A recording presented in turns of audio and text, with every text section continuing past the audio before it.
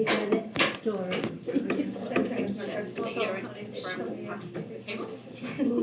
Because that would be me and I would try.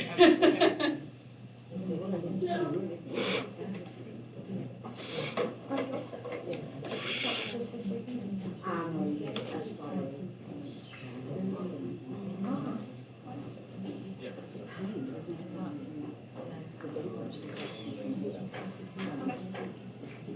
Are we in view? Yep. Yes.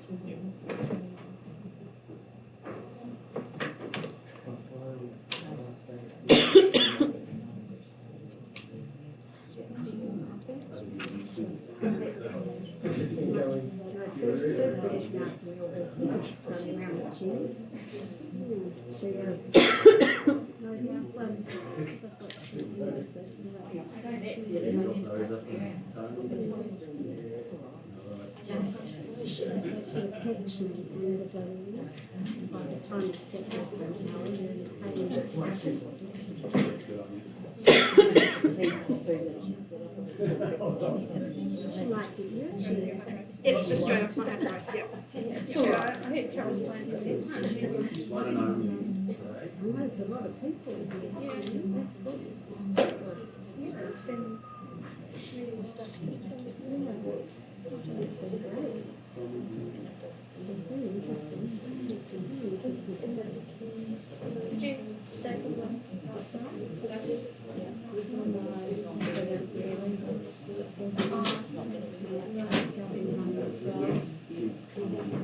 Yes. I was tired last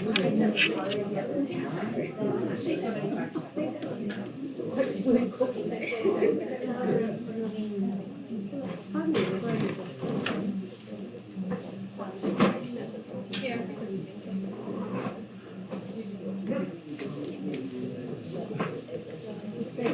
last session with the finding always that was Yeah. wasn't long enough, so Yeah. I can't Oh, yay!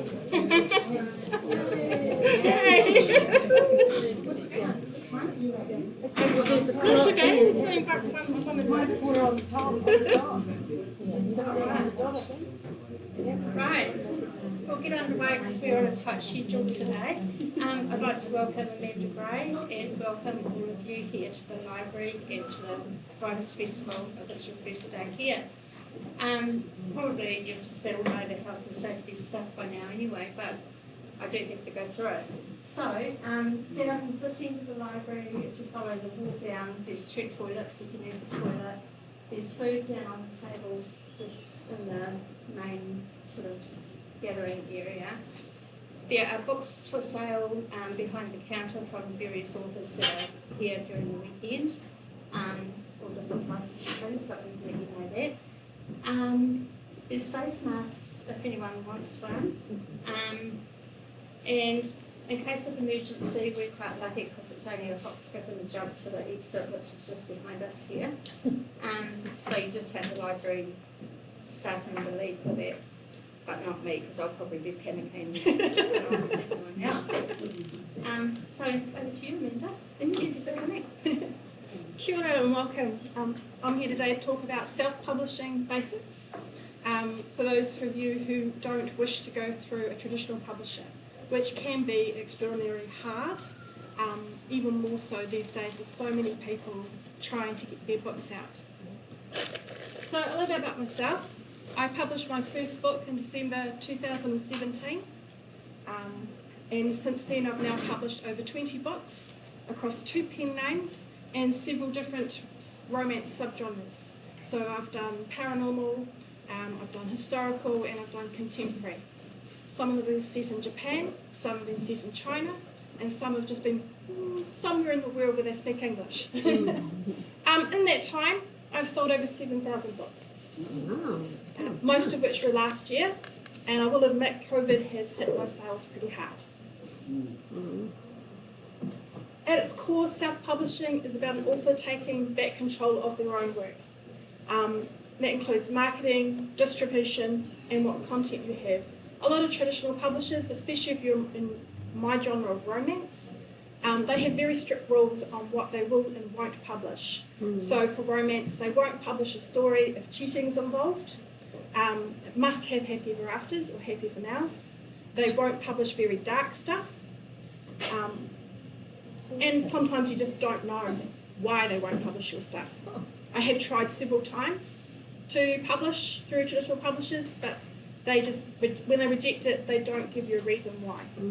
So it's just like a flat-out form rejection, and you're going, why? Because you see stuff that you wonder how that got published. Some people choose to go hybrid, which means they do both self-publishing and they also publish through a traditional publishing house, which means that while they're waiting for a traditional publishing house to work through their manuscript, which can take between 12 to 18 months from the time you submit it, they can be putting out more work. As I said, why self-publish? Greater control, faster turnaround time. On a good month, I can get out a 30 to 40k book a month. And that includes all the editing and making covers and everything. As I said, not all stories are deemed commercial. The royalties you earn are yours. When you go traditional, your average royalty payout from a traditional publisher is about 40%. If you self-publish, you can get in between 80 to 60%, depending on the price of your book and who you're going through. You can set the price of your book. So a traditional publisher, you have no choice. And for ebooks, they will often set them between $6.99 and $8.99. As a self-publisher, I can set my book at $3.49, and you sell more. And you can also adjust what you're writing to suit the changing trends. So if more paranormal books are being bought, you can quickly change and write in that genre if it suits you, than what you can if you're traditionally being published, where by the time a trend has changed, your new book comes out with them, the trend could have changed again. And you can determine where you put your books. With traditional publishers, they decide where you go. They decide if you are through a publishing house that deals mainly in ebooks, you have no say whether your book gets out into print. You'll have to reach a certain number of sales before that happens. But if you are publishing yourself, if you want to put it out in paperback, go ahead and do it. There's no one to stop you. And also means that you can decide what library systems your books are available to, whether you're wanting to just go with Amazon or to others like Kobo and Nook. Disadvantages, well, all the costs are yours. You pay the editor, you pay for the cover design, the formatting, and any marketing that you wish to pay for. You become wearing multiple hats. So you are the writer, publisher, and marketer. And you need to have a very strong social media presence these days to achieve all that. It does take up a lot of time. So how do you self-publish?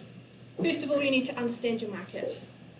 What the genre you tend to write in, and take note of the cover designs, the favoured lengths and price points within that genre. So for romance, what the average price point might be it's about $4.99 for about a 60k book. But for fantasy genres, well, their word counts expect to be higher, and so the price. And you need to be constantly checking. You need to be constantly checking to see what other authors in your genre are doing. And not just the traditional publishers, but the other self-publishers like yourself. You need to know what they are doing and keeping up with the trends. You don't want to be left behind, but you also don't want to get caught in a very narrow field. If you can see a niche that hasn't been explored yet, go ahead, try it. You might be the next one to start the next trend. Because as a romance author, the big one is bare-chested men, as we all know. But there is a lot of push away from bare-chested men, so you've got to make sure that, is that going to sell my book, or am I looking for covers which aren't quite so explicit? And some sites like Amazon and that can get quite picky about your book covers, so you've got to be careful of that too. Okay, so how to? Do you want to publish exclusively with Amazon, or do you want to put your books in other markets? This isn't an easy decision to make. Amazon does make up the bulk of your sales if you're an ebook. And a lot of sales go through Kindle Unlimited, though I personally refuse to call those sales. It's a subscription-based service that has enabled Amazon to develop quite the monopoly, and it is at the disadvantage of authors. So for Amazon exclusive, you have access to all their different services, so Kindle Direct, which can give you bonuses if you become one of their big selling authors. Access to Kindle Unlimited, which pays out at about 0.004 US dollars per page read. In other words, less than 0.5% for every page the person reads of your book is what you will get. When the system is working, there has been recently cases where the start point in a book for when they start recording, when a person is reading your book, has been a lot further through the book, and people have been receiving less than what they should be receiving. So for a 120-page book, you're looking at about 38 cents, as opposed to, say, selling it for $3.99, $3.49, and getting $3 in royalties. But Kindle Unlimited has got a lot of pressure. A lot to go there. With Amazon, if you price your book for under $2.99, the royalty is 35%. Other book markets, it's still flat 70%. With Kindle, you also get print-on-demand books, so you can upload your book, and when somebody wants to purchase it in paperback, they will print it on demand for them and send it to them. Average price for those books is about $15. Publishing wide. Well, what does this mean, and is it easy to do? Yes, it's relatively easy to do. It means making your books available across multiple platforms and library ebook lending systems. Now, back with Amazon, if you're exclusive, your books are not eligible, so your ebooks are not eligible to the e-lending libraries. You can only be in Amazon. And the biggest thing is if your books get pirated and your books are in Kindle Unlimited, you can lose your account. They don't care who has your books. If it's somewhere where it shouldn't be, they will shut your account down. So going wide is good safety net, because then it doesn't matter. I mean, at the end of the day, people are going to pirate your books. You can't do much about it. They don't listen. They don't care. So different platforms. Kobo, Rakuten. Well, Kobo is big in Canada, and it has been big in New Zealand. Previously, Rakuten is who they are owned by, and they're a Japanese company. Kobo Plus is Kobo's answer to Kindle Unlimited. No exclusivity included in that, and they currently are in Canada and the Netherlands, and will hopefully expand further.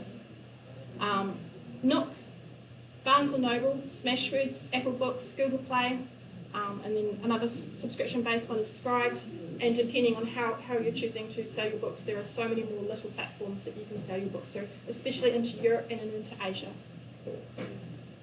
So listing your book, you can list direct with each of the major platforms, so you can list direct into Kobo, into Nook, into Barnes & Noble, and into Amazon, or you can go through a distribution service.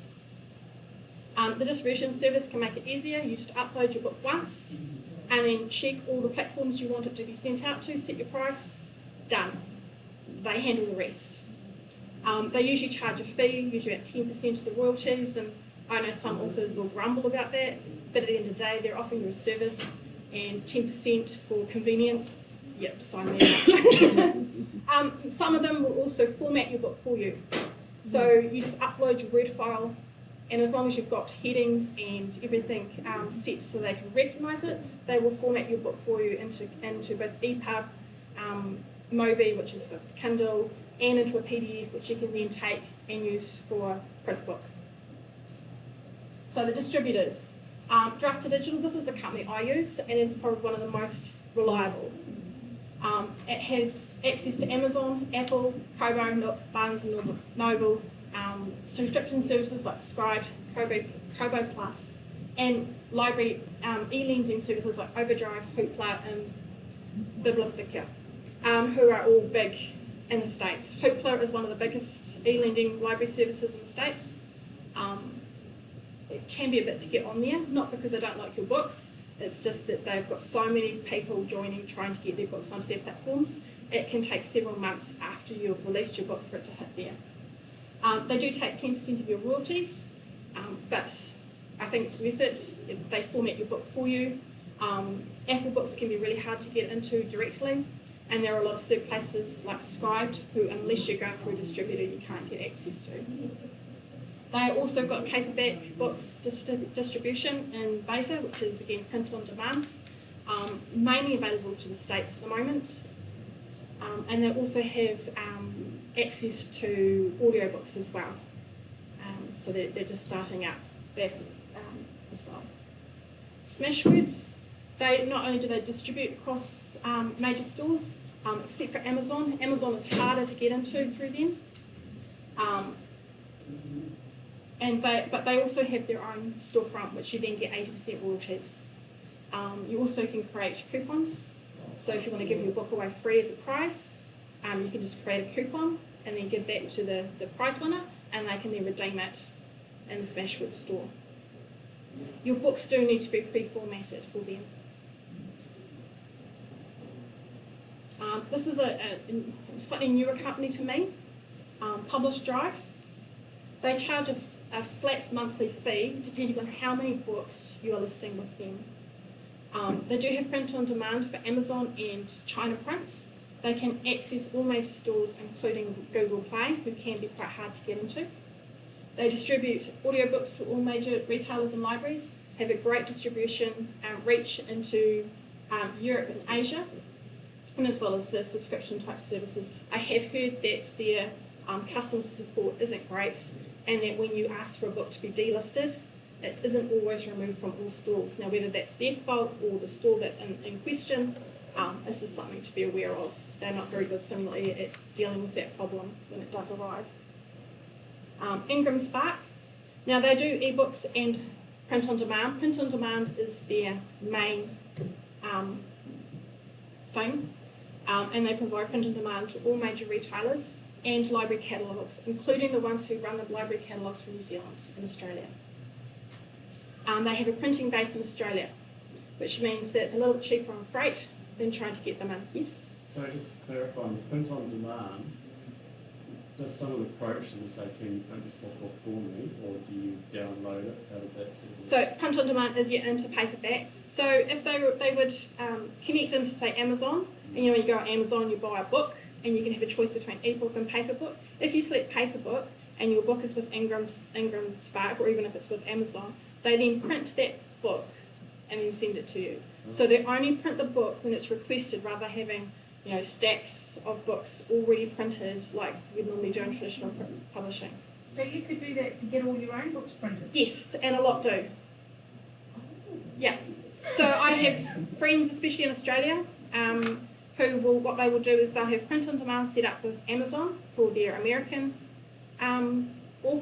readers, and then when they want to get books for themselves, either as author copies or to be able to sign them to hand out, they will get them from Ingram Spark.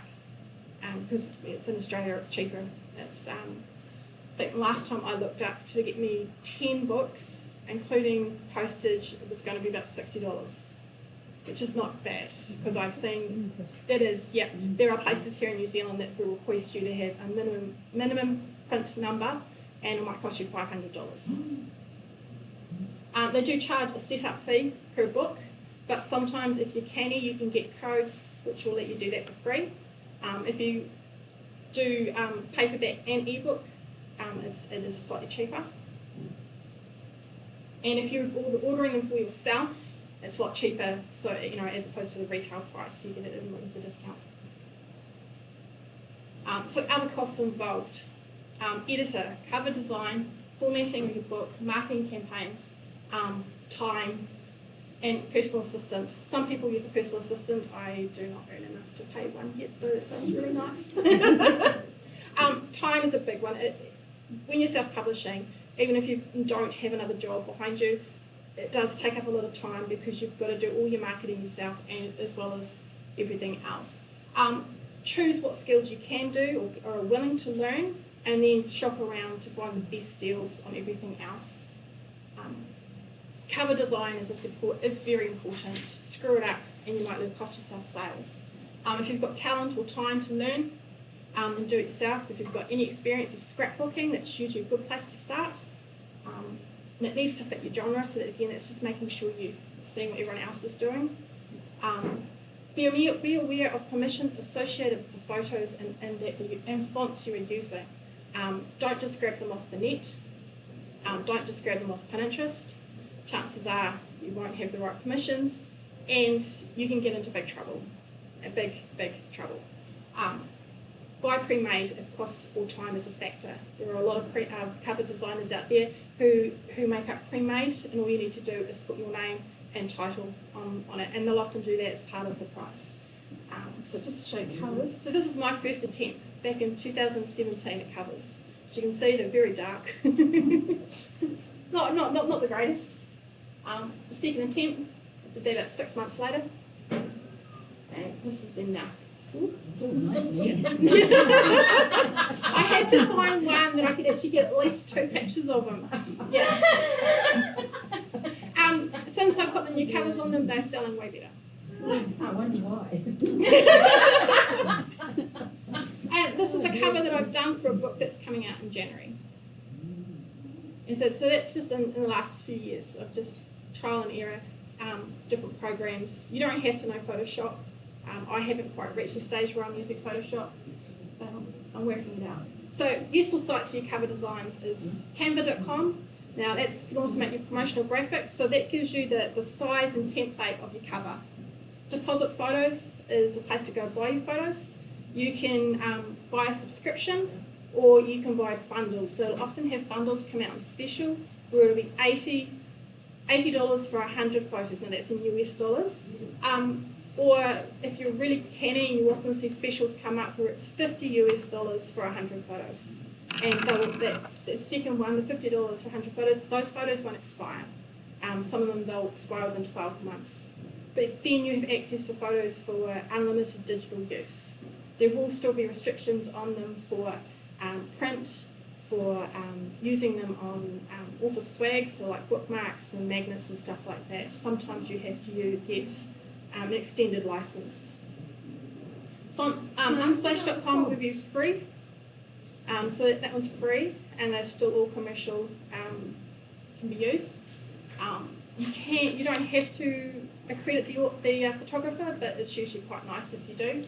Fontbundles.net, commercially available fonts. Sometimes they have free fonts, and then they'll often have fonts that go out on special for quite cheap. So to buy a commercially usable font for about $6 or $7 American dollars.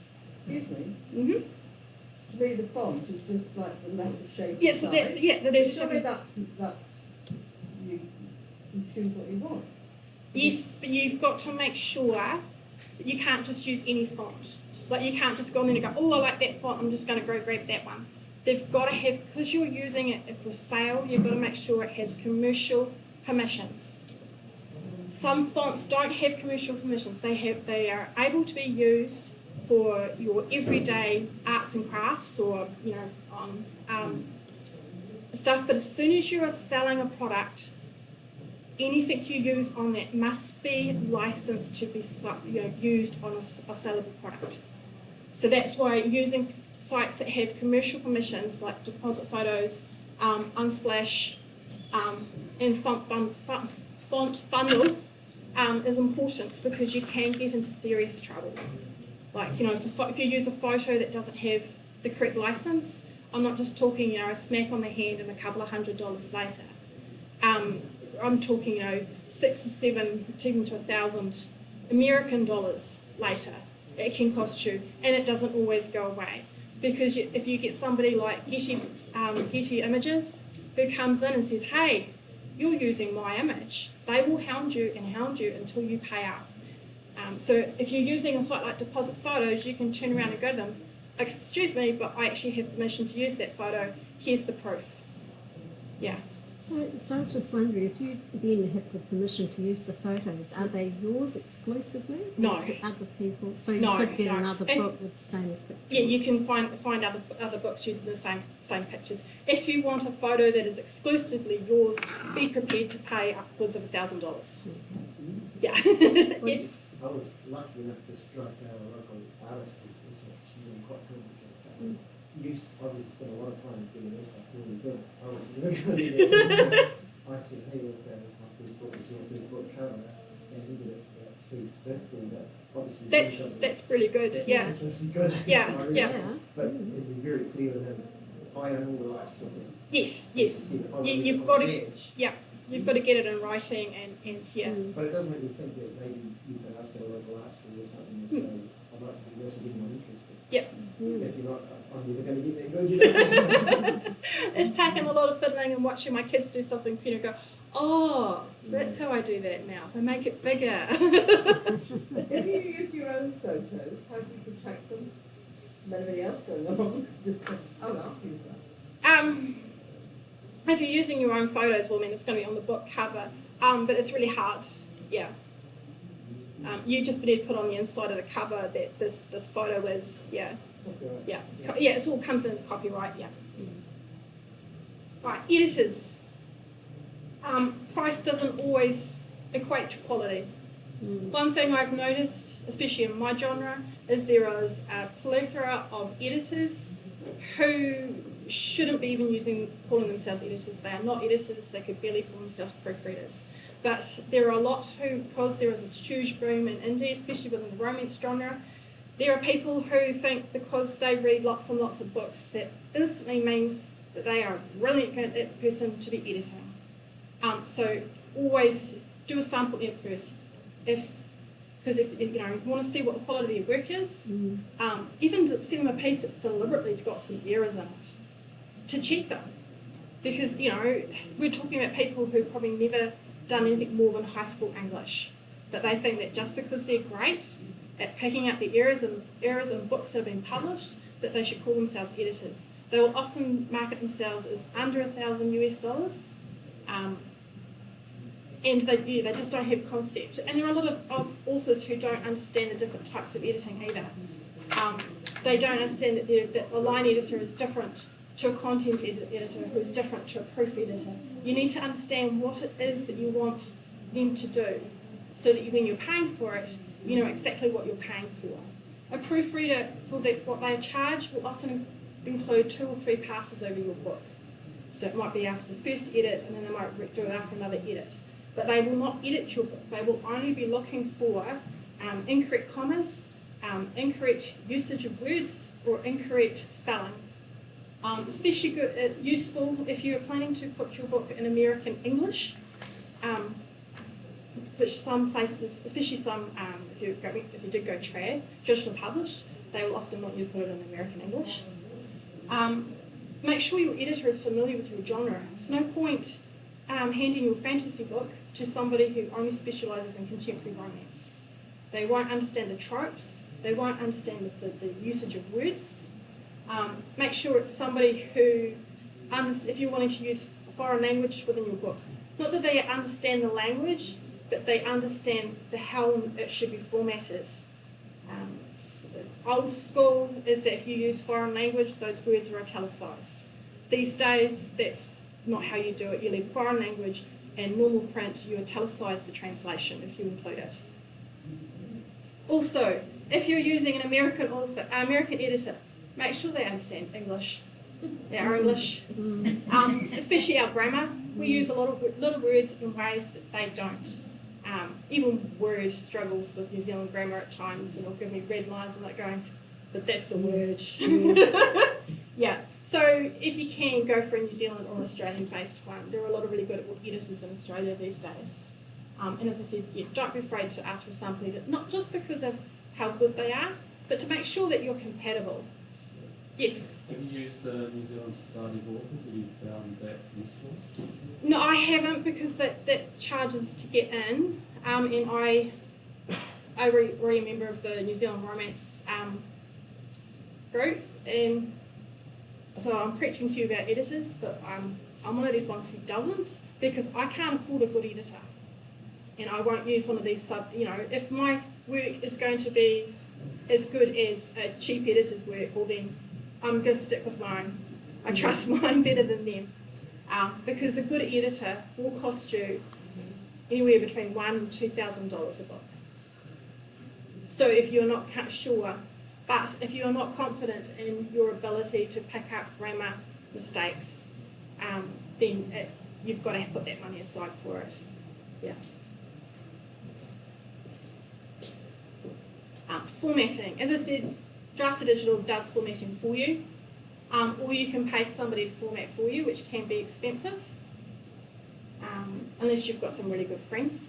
A popular software is Vellum, which is available for the MacBook. It's about $600 US, but most authors say it pays for itself. Similarly, it's also really easy to use, and you can format your book really fancy. So that's fancy chapter headings and page breaks.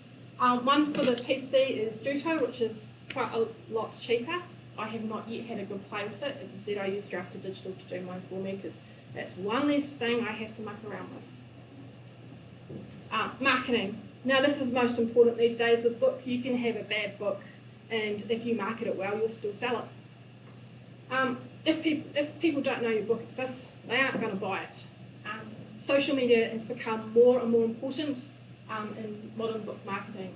So Facebook, Twitter, Instagram, also being on Goodreads, having your own blog, BookBub, which is a new one, which is you can set up as an author profile, and they'll have all your books there for people to see. People can follow you. They can find out when you get a new release. And they would tell people when you've got a new release within 2 days of it coming out, as opposed to Amazon. Oh, whoops, you released a book last month. As you can tell, I really don't like Amazon very much. BookBub also releases sales. So if you can book an ad campaign with BookBub, and they will send out a newsletter to their followers, and your book might be out for like 99 cents or $1.99. And it goes out to like hundreds of thousands of people. And it can really push up your rankings if it's something that you're worried about. Yeah. For some genres, Reddit is also useful. I have heard that those who write sci-fi and fantasy find using Reddit is quite useful to let people know you've got a book. It's not quite so good for romance. Just connect with fellow authors in your genre. It is very important to make connections. They will all help you promote your book. You might exchange spots in each other's newsletters, and just they might know of new deals that are coming up on something that could be useful. Newsletters, both your own and paid promotional ones. You don't have to release a newsletter every month. You can just release it when you've got a book that's just been released. It's up to you and how much time you have.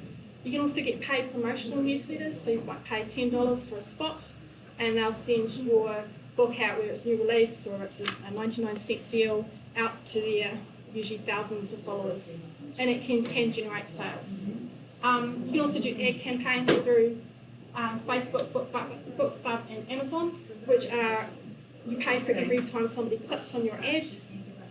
Some people have great success with them, other people are like, Amazon can be very fussy about what you include in your ads. So your book cover might be fine on their site to sell the book, but they might not want it on their book in their ads. And same with Facebook. Facebook can reject an ad just because they see a man's nipples, so they can be really fussy. And then, or they go the other way around and scantily clad woman is perfectly fine. Promotional opportunities, so always looking out for promotional opportunities with other authors. For me these days, that's joining in with people in anthologies. There's a company called Prolific Works which allows you to send out your book as like a free to read for a set period of time. There's a group of 250 authors sending out one in January. And it's a way of getting people to read your book because it's not going to cost them anything to invest their time in reading it. And if they like it, well then they might go and read the rest of your backlist. And one of the big ones is the best promotion for your book is to write the next one. If you've got to keep your name and face in front of people. You can also book promo tours, often through blog companies, and so they'll have a list of people whose blogs are willing to host a promotion for your book. Some will also do reviews, They can cost between 75 US up to 150 US, and they can go for like 5 days or they can go for 15. Promotional graphics. If you're doing your own promotional graphics, make sure that they can be short, sweet, taglines, snippets of story, anything that will grab somebody's attention and go, oh, that book sounds interesting, I want to read it. And those promotional graphics are great for them on Facebook for sharing into promotional groups. So there are a lot of groups out there these days designed to showcase people's books to readers. So you post up, hey, look, my new book is out, or hey, I've got a special, and readers in those groups will go, oh, I might go check that out. Right, any questions? I've got to go really fast. Got any questions? Yes? Yeah. What sort of site would you suggest I could advertise on for a biography? Okay, so your book, yeah. Just for a biography. Just for a biography, they can be a lot harder to sell. Yeah. Because they're very much a niche market. So look for what themes are within your biography. So World War II, retired servicemen, and look for you could almost be targeting approaching the RSAs and places like that to sell it. Because they're the ones. Yeah. I mean, you can still have it up on Amazon, but those are the places where the readers who are more interested in reading the story will be. Yeah. Now, how important is library readership, just like this? Not very. Well, I mean, it can be. I mean, some people have a lot of success with libraries, but I just think it's important to have books in the libraries, because a lot of people will say the whole reason they have their books in KU and Kindle Unlimited is because, people don't have a lot of money these days, so it's easy for them to pay a subscription fee, and then they get lots of books for pretty much for the reader. It's next to nothing. Especially if you're a prolific reader. But then for those of us who choose not to use Kindle Unlimited, we can turn around and say, well, actually, our books are in the library and that's free. Yeah.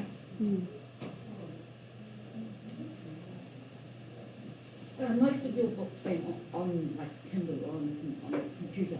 I mean, I'm an old-fashioned person. We just have books and we read them. So we've got to be sort of like updated ourselves. To realise what you're doing is just all going on the computer for people to read. A lot will do both. I just haven't got myself organised yet for paperback, but a lot will do both. I like the ebooks. I was very much a paperback. Give me a hardcover book. It smells good, feels good in the hand. But as I've gotten older, which I'm still young enough to use, but I've got issues with my hands. I struggle to hold a book, especially when you get some that are really, really big.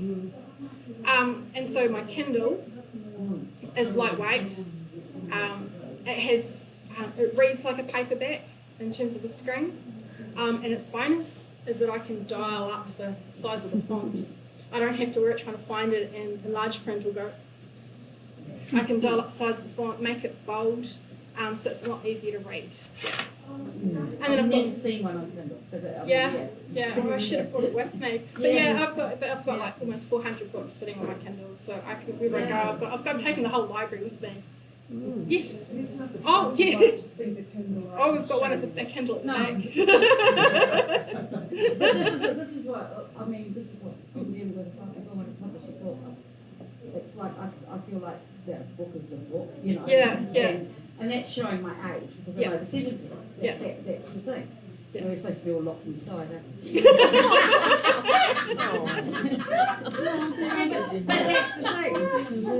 There's a lot of people who don't have computers. Yeah, and then there's been ones who I've seen some of the readers groups that I'm part of. We've got 95-year-old women busy trolling around in them, which is quite funny. Yeah. For a similar reason.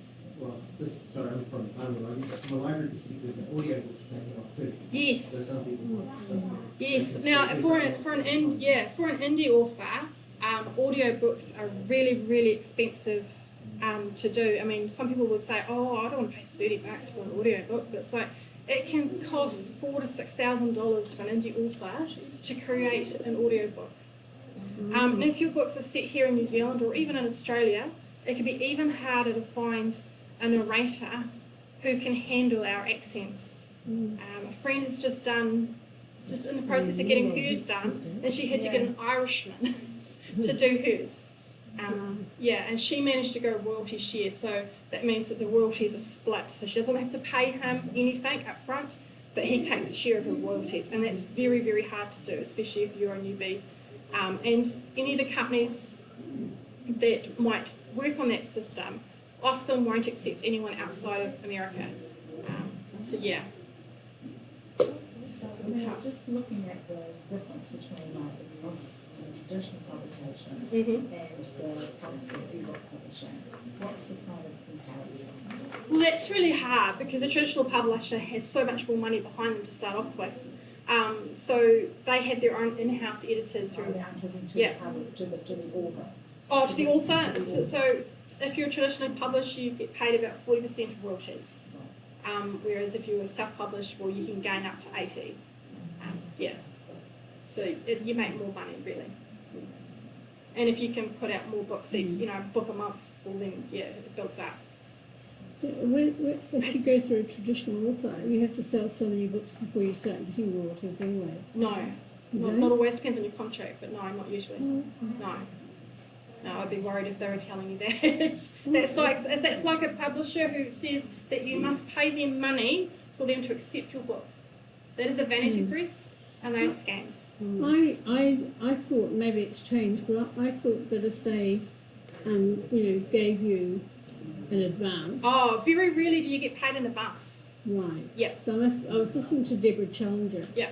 Challenger, a few years ago saying, that if an author gives you an advance of $40,000, you have to sell that amount in books before you start getting because they've already royalties. given you a percentage of your royalties already in advance. Yeah. I mean, that's but very, very few will actually pay out royalty advances these days because it's just not economically viable.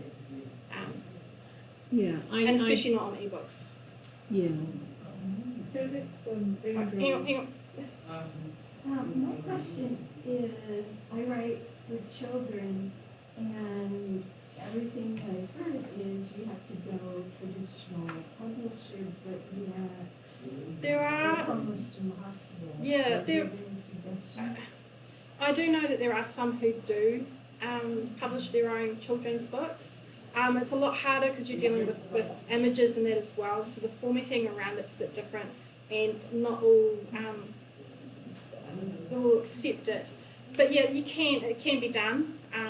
As I said, if you're wanting just a print book, we can still go through Ingram Spark.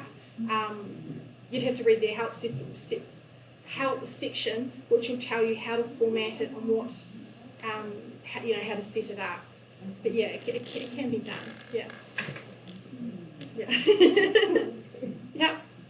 So if you want to publish a paperback of your own stuff, if you use Ingram Spark, what do? You just a load of like 1,000 pages of printed stuff with where you think chapter headings would be, and do they actually read it and slot it up and decide where the... No, you have to have it formatted first. For Ingram Spark, you need to... No, that's draft to digital. Okay. So Ingram Spark, you need to have it pre-formatted, usually into a PDF file. But you could do that yourself, couldn't you? Yes. Decide, because unless they're actually going to read it, it might not be how you want it, where you start a new page or... but you need to have... alter what you write. But you need to have all that formatting done before you load it up. Because if you get loaded up, print it out, and they go, oh, I don't like it, you'll have to pay again to fix it. So you need to have it the way you want it to look in book form before you load it up. So you'll have to decide on your font size and your chapter headings and everything, really, before you go to England. Exactly, What's to stop you just going to a printer? Nothing. I mean, you can just go to a printer. How does that compare cost-wise? More expensive. They insist on doing their own formatting? They'll insist on doing their own formatting, and they will charge you for it, greatly. As I said, there's a company down in Wellington A friend was going to get books from them, but it was going to be but she needed to buy a minimum number of copies. It was going to be between $500 and $700. So that's the only thing about going to a printery is that you've got to have a minimum number of copies that they will. Is it usually like 100 or something? It depends on the printer. Oh, okay. Yes. And sometimes you see country in one minute. Yep. And they will do a digital number, and you can have here's 50, here's 55. So Yep. that can be an option. Yeah. But It's more expensive. Yeah. Yeah.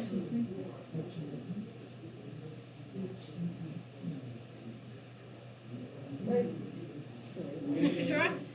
If you were writing something like a travel book and it's got a lot of images, Yep. is that not too good for? That can be a lot harder, and you've got to go in and check the help sections and FAQs for the different sites. Because it's not always just what, like say if you're going through the company, I use Draft to Digital, what they're capable of formatting. It's whether somewhere like Amazon will support it as well, because images make the file larger in terms of the downloading and stuff. So the more images you've got in, the larger it's going to be. In which case, I might go, people won't want to download it because it's too slow. Yeah.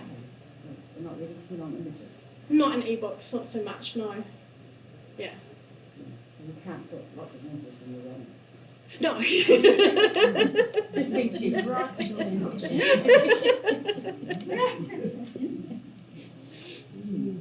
so now in the non-fiction genre, Yep. what are the best-selling markets?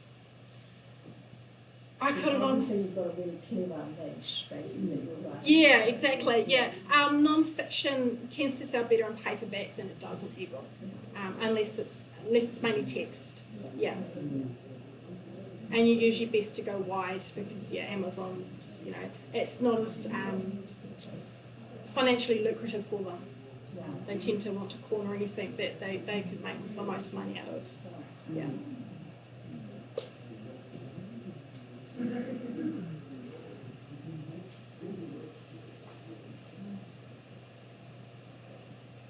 Another big problem with Amazon is they pay very slowly. Yeah, every 3 months. So if you're wanting to pay outs, most companies will pay out every 3 months from when you first your book's sold. So yeah, every 3 months they will pay out. So anything I earn this month won't get paid out till December. Yeah. And some markets will pay it every 2 months. So even if you go, I've got this much, it won't necessarily be the exact amount that you'll get paid out in 3 months because some of it might get paid in the month before or might get paid the month after. Yeah. And for listing up on Amazon and that, you need to have overseas accounts.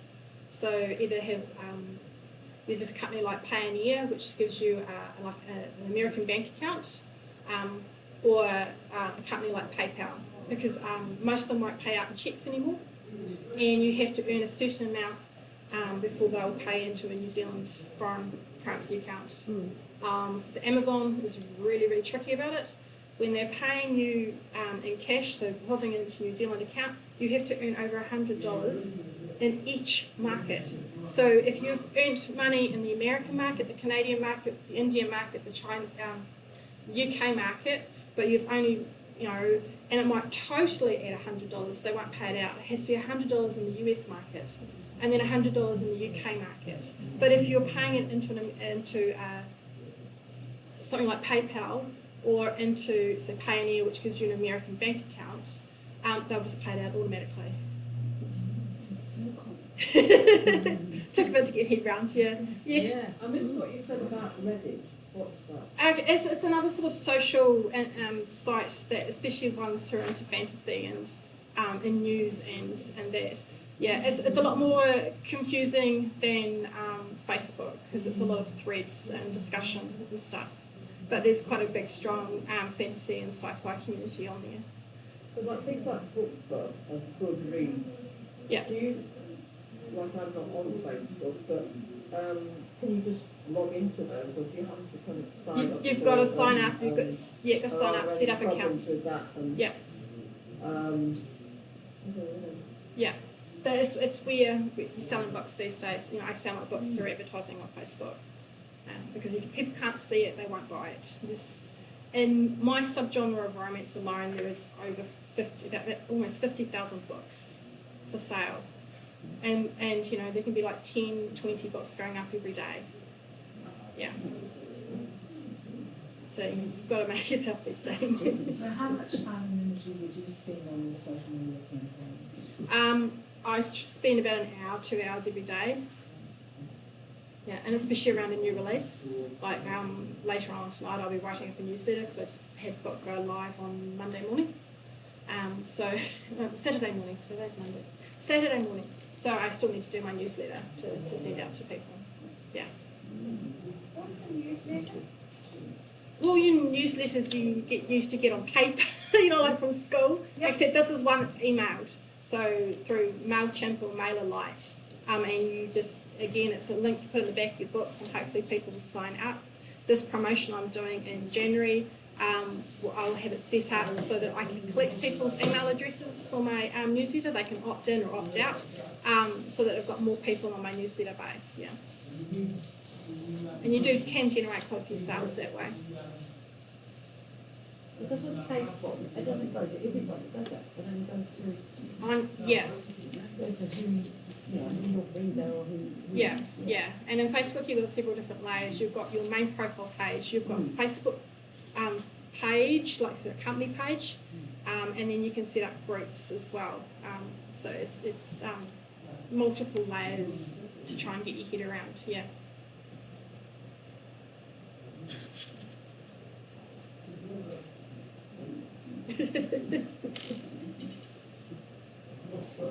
Backtracking, I just remembered.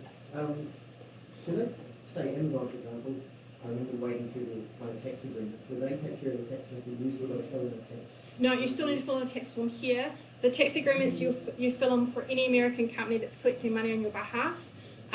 There's a WN something or other, which then means that you're declaring that you're a New Zealand citizen and that we have a tax treaty with the States. They take 3% of your tax and then you have to declare the rest of it here in New Zealand. And the New Zealand Tax Department does take that 3% that you've paid to America off your tax bill. So you don't have to do two tax returns each year? No, you don't need to do a tax return for the States. So you only need, God, that'd be confusing as well. I'm waiting for that investor. Yeah, no, you only need to worry about paying the tax in New Zealand. The other companies, they will tell you how much tax they've paid on your behalf to the American government, but yeah, with the tax treaty, New Zealand, they can check that because it's all still connected to your tax ID.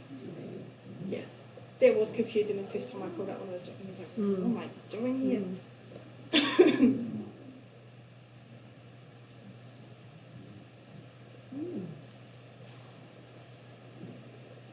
It looks like it takes a long time, doesn't it?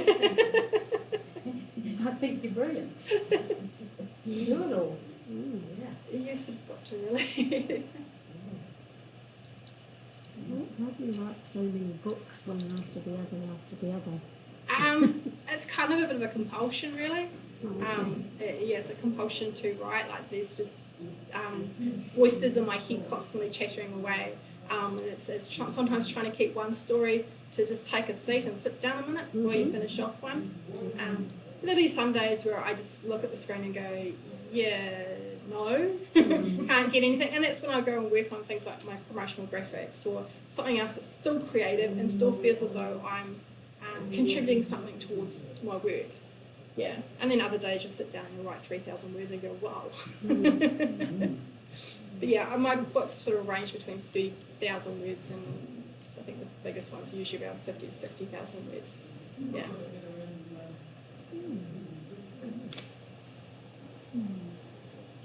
I've heard that publishers don't really do marketing anyway, and they leave a lot to you.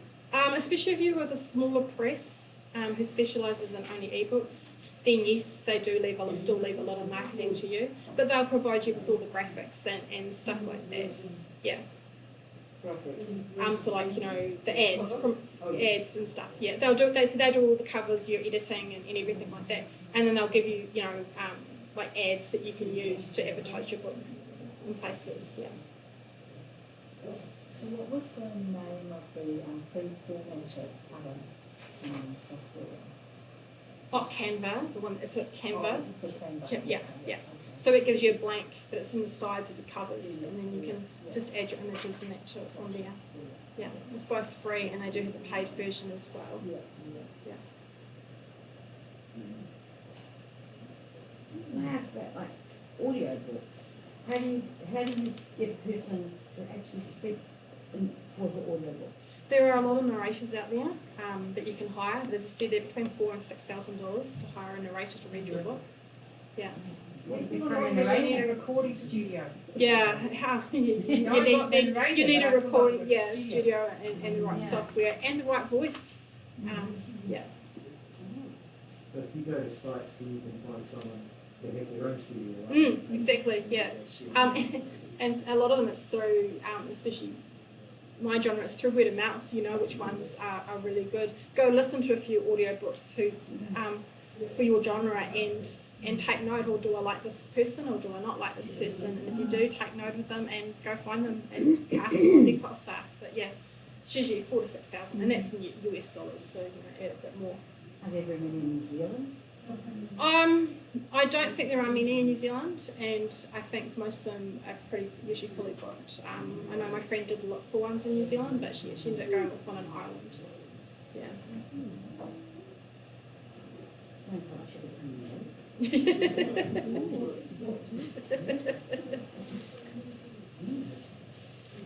You know, there's nothing to actually stop you as long as you can find a recording studio to make your own. Well, probably not, but It is not easy. yeah, I would imagine that most of them recording studios will be taken up with musicians. There's not, and there won't be many in New Zealand outside of, say, Auckland or Wellington. Maybe. I mean, it's not easy to read your own book. Well, no, neither. No, I don't particularly like the sound of my own voice, hearing it back. So. No, I used to do them for the blind in England. You know, we used to do the recording studio and did it all. Yeah. Well. I did an inquiry about that and found there is no recording studio that I could use in Wellington. The nearest one is Auckland. Unless that's changed. Comes to me is on company. Really? Sometimes it's who you know how to find them. Yeah. You ever have trouble with people kind of doing reviews? I mean, see, they'll write whatever they want to write. Yeah, reviews. Which might be kind of way off what you would have written. Or yeah, my rule of thumb is I don't go looking for my reviews. They're not, unless it's been a review that I've solicited, you should go looking for them, mainly because if you had a bad one, it can leave you in a bit of a funk for days. And then you get ones that they sound really good, and then they're more like a backhanded slap. But I had one that was reading really good, and then they complained about something, and I'm thinking, okay, that's fine. And then I realised they'd actually posted the review on the wrong book, so I thought, I'm just going to leave it. I'm not going to point out they put it on the wrong book, because it contradicts then everything that they've tried to say about my book, because they couldn't even get it on the right book. But yeah, you will, and because my particular subgenre of romance is writing queer romance, so it's gay relationships, non-binary, genderqueer, we tend to get a lot of trolls. So we stay away from Goodreads. We don't read our reviews on Goodreads. We don't, even on Amazon, because you'll get people who haven't even read your book, but because they notice it's gay, they will slam it and give you 1 stars and be quite offensive, so it pays just to stay away. Yeah. How many names do you got? 2. Yeah. I started my second name. What are they, Amanda? One's Naomi Aoki, which is for my stories set in Japan and China. So the Japanese ones are all Yakuza and contemporary, whereas the Chinese ones are all historical, set in 1870 China, and one's set around the Boxer Rebellion. And then the second one is Mandy Greenwood. So it's a play on my first name, plus a play on the translation of Aoki, which means Greenwood. And and so it's a lot more paranormal and contemporary, sort of just pretty much everything else that doesn't fit in Japan and China, really. Yeah. What was the rationale to use a pseudonym? I didn't want to use my name. and there's so many, and as it turns out, there are a lot of authors with the first name Amanda. So it was just easier, and it just kept it separate from my kids. That as well keeps them a bit more protected.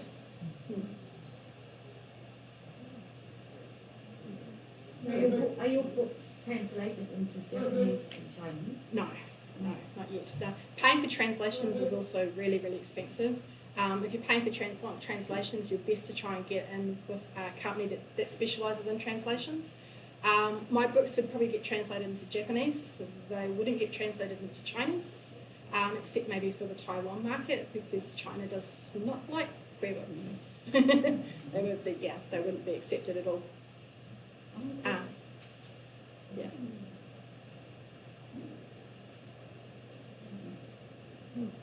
Do you get readers in China though? I don't know. Yeah, I don't know. They'd probably be very hesitant to reach out. I mean, obviously, if they haven't reached out to tell me my Chinese is wrong, because my Chinese ones do involve a lot of Chinese, in them, because that was my degree. But yeah, so yeah, it would be interesting to know. Yeah. Yeah, they would. Well, that's all right. They're not even allowed to read the Bible, so they can.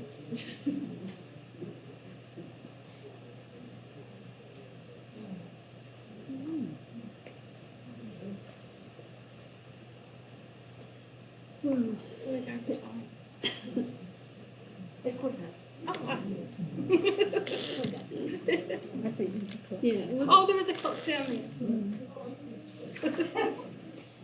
That actually, how long did it take you to gather all of this sort of information? Well, I started putting it together when I was first asked. That was back in March, before COVID. And then when COVID hit, I sort of thought, I don't know if this is going to take place, so I put it aside. No, I meant actually, like when you first started publishing your own, you obviously didn't know that much. So. It took me ages, really. A lot of it was trial and error for me. As I showed my first covers, that was, so I'll just slap a cover together, yeah. And then, it was trial and error, realising this is not working, and getting onto Facebook and figuring out how that all works. If you're lucky, you'll find other authors who will sort of give you a hand. Mm-hmm. Sometimes they will, and sometimes they just sort of go, you're not publishing the way I publish, so I don't want to help you, because you're not going to bring me any support. I had one author who a lot of people talk about being really positive, but my experiences with her weren't quite so much, because she complained that I didn't have, at that time, when I was just starting on Facebook, I didn't have enough authors in our genre on my friends list, and she just ignored me. Which was not true. I did have a lot of authors, but they were all New Zealand authors, not American, not UK, not ones that she could then permeate her books into. Yeah. So that's all right. Did it take a while to have a book that was really successful? Yes. I found my historicals aren't particularly successful, not because they aren't any good, but it's a very finicky market. People say they want historicals, they say they want diversity, but they still want diverse books set in America or diverse books set in the UK. You set a diverse book because it's set in a foreign country that they don't really care about and they aren't interested. There's a lot of, and a lot of it centres around America. As far as America's concerned, they're the only place in the world. Nothing outside of it exists. Yeah, true. And it can be very hard to break into that market at times if you're writing books set outside, unless it's the flavour of the month. So at the moment, New Zealand stories are actually getting quite popular, and Australian stories are getting quite popular because they've taken an interest in Australia and New Zealand. They still think some of them still think New Zealand is a part of Australia, but they have taken more of an interest in our couple of two countries. Maybe they just heard of us through COVID. Well, even just before COVID, the stories were starting to take off if they were set in New Zealand and Australia. I did hear that actually a couple of years ago from. I went to the Romance Writers Conference, and the lady who came out from America, from Harlequin, who that used to be Mills and Boon. Mills and Boon, yeah. And she said they do have a template of how many times a person can be kissed in a chapter and all this sort of stuff that they've had for years, Yeah. And she said at that time, it was a few years back, but that if you wrote a romance set in New Zealand, it just wouldn't sell in America because, for a number of things really, I think just ignorance of the fact, But she also said that even in America, they, for a long time, they didn't publish books of, Black American romances. Traditional publishing still has an appalling track record for characters in the stories being of colour. That's a lot of authors who are of colour tend to self-publish because then they're not faced with that systemic racism and they can just get their books out. Yeah. So looking forward, what do you see as being the big trends? Which is why I'm an American, which is why Lee and Lowe got established to support authors of color. And maybe look into the romance. I live here now. Yeah. As I say, just looking forward, what do you see as being the trends, big trends coming, and things that you think might be coming? Oh, so trends are getting really quite diverse now. Like there's usually multiple trends. So I can't really speak for traditional romance, as people will call it, pet romance. Other than I think that small town contemporary is still quite big. I know that in my genre, small town is taking off again. People like series. So if you've got an interlinked series with they can be standalone but characters on. And paranormal is taking off, especially sort of urban fantasy is taking off again. Not so much vampires, but I mean vampires are always popular, and werewolves, shifters, always popular.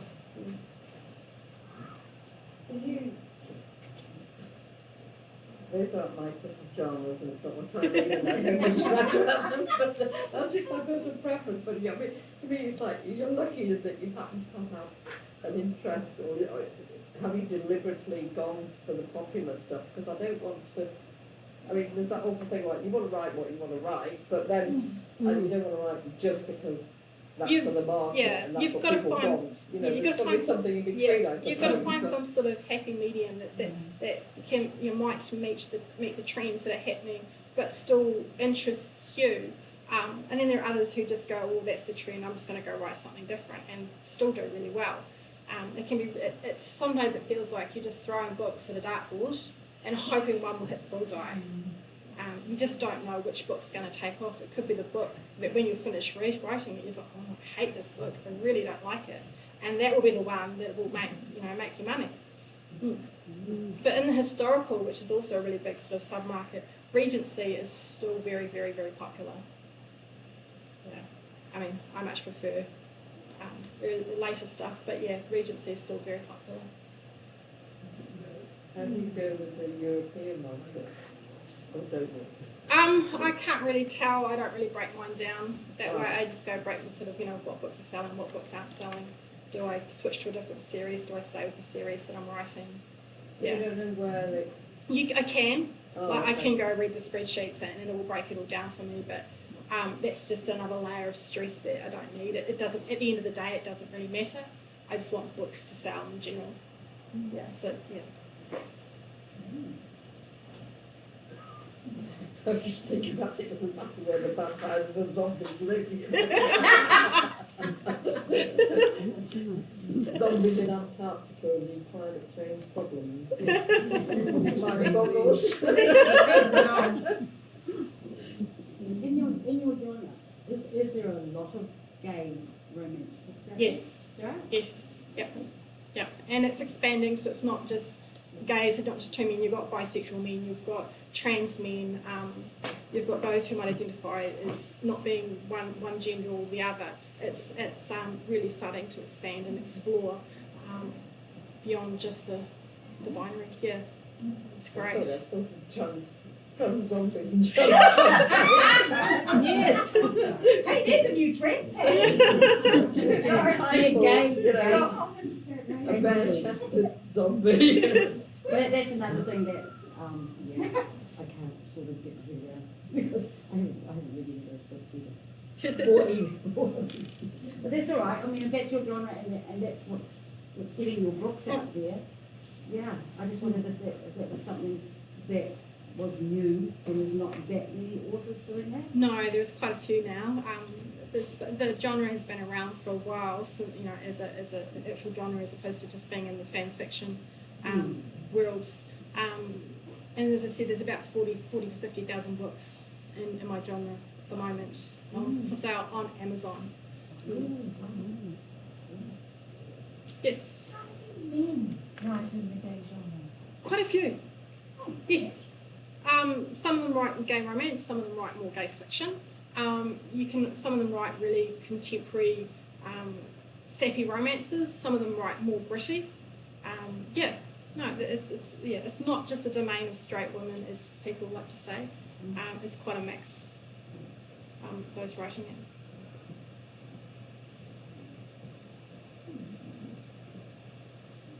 Finished? Yeah. Any more questions? Thank you very much everyone for coming. There's a bit of a break now for lunch, half an hour before the next session starts. So there's coffee and tea down here, or you can escape to a cafe.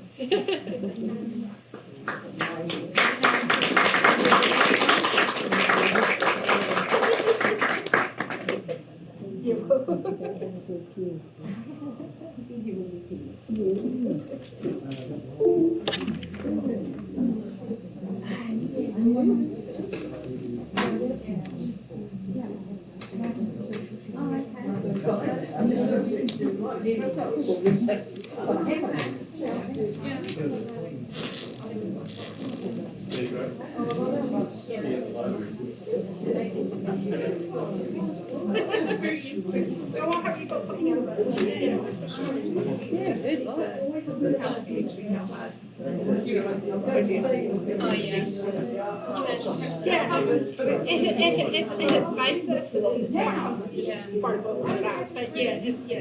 it's more complex when you start thinking about something.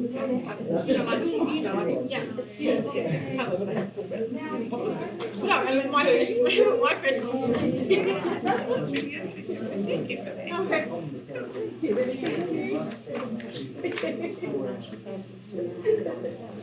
Yes. It is, yeah. So, I think those who try and write will sort of go full-time jobs. But some of them want to get out with those 2 books. Yeah. Just right. In terms of writing, how much of that is she's a bit sloppy at the moment, but usually I read the writer from 9 to 12, and I take breakfast, and then I'll go to the kids get home. Still don't, and then I usually check in and get about it. These are ones that But she can't, they don't do something. Yeah, and sometimes it's straight on writing, sometimes it's nigger. I just have one words on well, you could do that, if it's straight as a Facebook, last times, but you could print something like that. No, correct.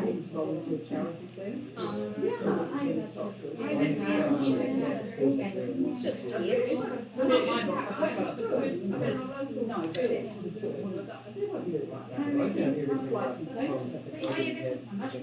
I don't even know what she put in her name. Well, that's something really cool. I don't know. There's no point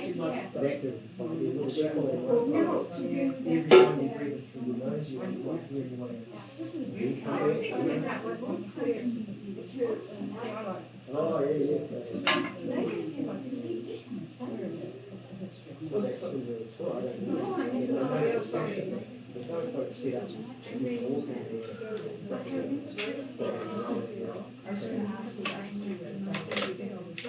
well, I do know that it's posting plumbers, Oh, yeah. also spreading jungle business truckers on that page. Then eating mushrooms on Facebook,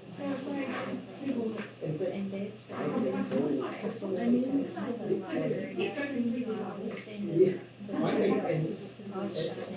Just quick warning, someone might be testing the firearms for the next 10 minutes.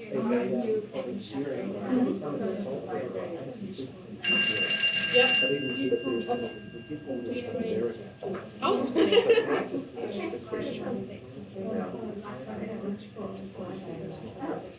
Well, can you come up to the library?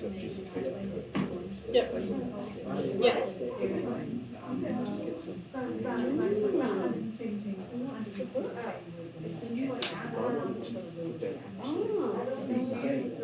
Yeah. Yes, that's one. Yeah.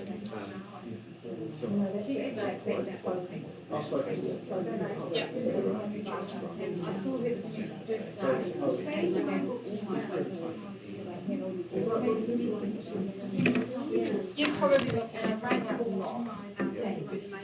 it's got such a big footprint with it.